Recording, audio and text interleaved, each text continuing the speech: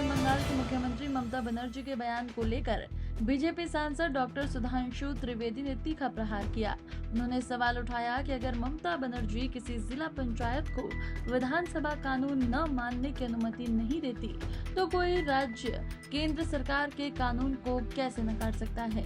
त्रिवेदी ने आरोप लगाया कि इंडी गठबंधन और ममता बनर्जी के लिए संविधान का कोई महत्व नहीं बचा है। जी सही मैं कहता हूं, क्या आपकी अनुमति देंगी कि आपकी कोई जिला पंचायत पश्चिम बंगाल विधानसभा के कानून को न माने तो कोई राज्य कैसे केंद्र सरकार के कानून को नहीं मान सकता। यह भी साफ दर्शाता है कि इंडी गठबंधन और ममता बनर्जी जी के लिए संविधान का कोई माने नहीं। वैसे मैं एक और बात भी कहना चाहूंगा, आज ममता बनर्जी जो कर रही हैं ये उनकी राजनीतिक कुशलता नहीं, विवशता है, क्योंकि अब कट्टरपंथी तत्वों के हाथ में तृणमूल कांग्रेस की सरकार बंधक हो चुकी है। ममता बनर्जी जी के हाथ में अब कुछ नहीं रह गया है। पश्चिम बंगाल उनके शासनकाल में उपद्रवी तत्वों के हाथ से होते हुए अराजकता की तरफ बढ़ता हुआ जा रहा है। इसलिए उनका ये बयान देश के लिए बहुत घातक है, पर मुझे लगता है कि आज वो चाह कर भी इसके विरुद्ध जाने का साहस नहीं रख सकती। कोई भी जिला पंचायत राज्य विधानसभा से पारित कानून के बाहर नहीं जा सकती, कोई राज्य सरकार केंद्र के द्वारा पारित कानून के बाहर नहीं जा सकती। उसके बाद यदि वो इस प्रकार की बात करते हैं तो इसका अर्थ हो गया कि वो संविधान को जेब में रखते हैं। और प्रधानमंत्री श्री नरेंद्र मोदी जी के नेतृत्व में भारतीय जनता पार्टी और एनडीए संविधान को दिल में रखते हैं।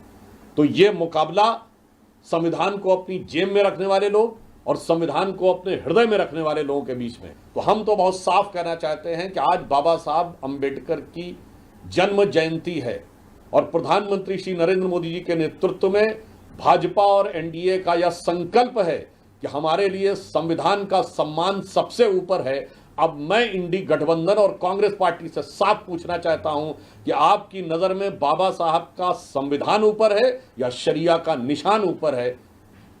ये आपकी उस कार्रवाई से साफ हो जाएगा कि आप झारखंड में ऐसे तत्वों पर और जो लोग बोल रहे हैं उन पर कोई कार्रवाई करते हैं नहीं।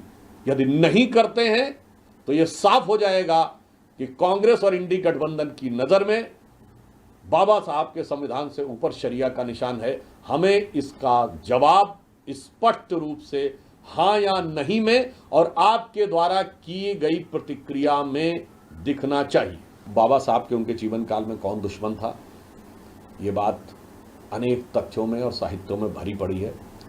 जिन लोगों ने बाबा साहब को चुनाव हरवाने में और धांधली करके चुनाव हरवाने में प्रमुख भूमिका अदा की, मैं आज बाबा साहब की जन्म जयंती पे बताना चाहता हूं कि बाबा साहब भीमराव अंबेडकर अपना पहला चुनाव 14,000 मतों से हारे थे और 78,000 वोट इनवैलिड किए गए थे। 3 जनवरी 1952 को उनका चुनाव हुआ था।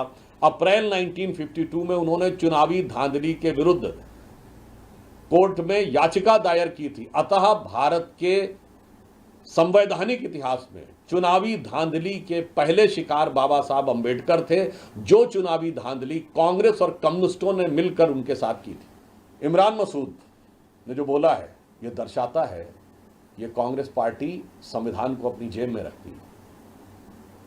मैं उनसे पूछना चाहता हूं, संविधान में संशोधन कैसे होता है? 1 घंटे के अंदर होता है। हमने तो पूरी प्रक्रिया पूरी की।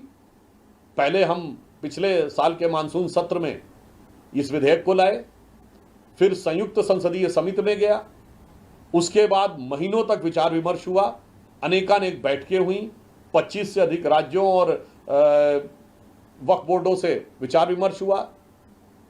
अनेक जगहों पे जाकर फिजिकली उन्होंने, जेपीसी ने जगदम्बिका पाल जी के नेतृत्व में डाटा किया, एकत्र किया। 92 लाख लगभग फीडबैक्स लिए गए। फिर संसद के दोनों सदनों में आया, 12-12 घंटे की चर्चा हुई। उसके बाद राष्ट्रपति महोदया के साइन से या कानून बना। मैं कांग्रेस पार्टी से पूछना चाहता हूं, ये सारी प्रक्रिया 1 घंटे में तभी हो सकती है जब आप संविधान को जेब में